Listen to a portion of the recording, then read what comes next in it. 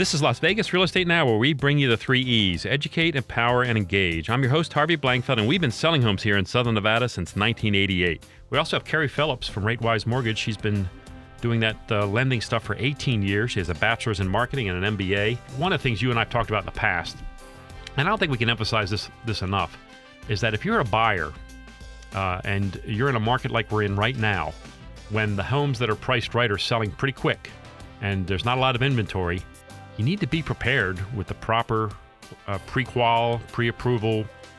Talk to us about the various levels of qualification that you do with buyers. The first step, in my opinion, is almost, you either speak to the realtor or you go to the mortgage lender first if you're not buying cash and see how much you can actually qualify for. 3 levels of pre-qualification. The standard out there that most lenders do is just a simple application taken and credit run, and they do this automated underwriting through a computer system. It basically gives you how much you have to put down, how much your monthly payment. If you can prove everything on this application is true and factual, then you should be able to qualify for that amount of a loan. Next, this is a second level of pre-qualification where the borrower is providing at least income and assets. Usually the mortgage bombs that we call those mortgage bombs in the end when you're declined, right, is a majority of the time, a lot of the time, it's based on some kind of income where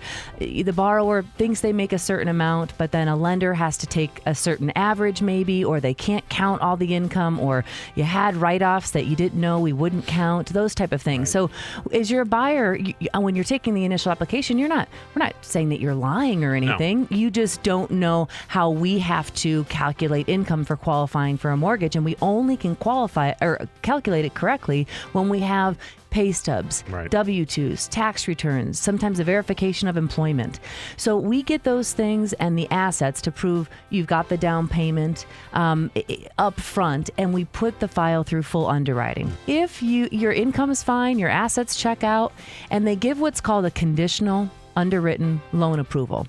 It says, okay, income and assets signed off, and then there's usually about 5 to 10 other items that a borrower still needs to get. There are internal things like background checks and things and systems that we run to make sure there weren't any foreclosures or short sales all through the country.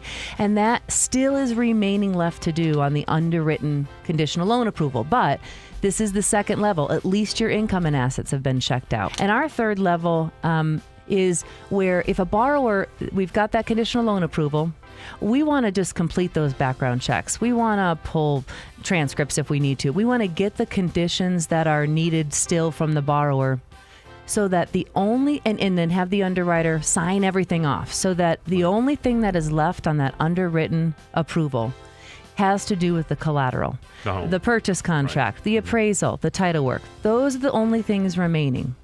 The borrower doing that kind of work up front, when they get in contract, it almost feels like they're like, this is it, because they're only having to get us disclosures, earnest money proof, things that have to do with the property. Mm-hmm. It's such a better process and feel for a consumer and for, honestly, the real estate agents. When we can close quickly, we don't have a lot to do when we're in contract because we've done it all.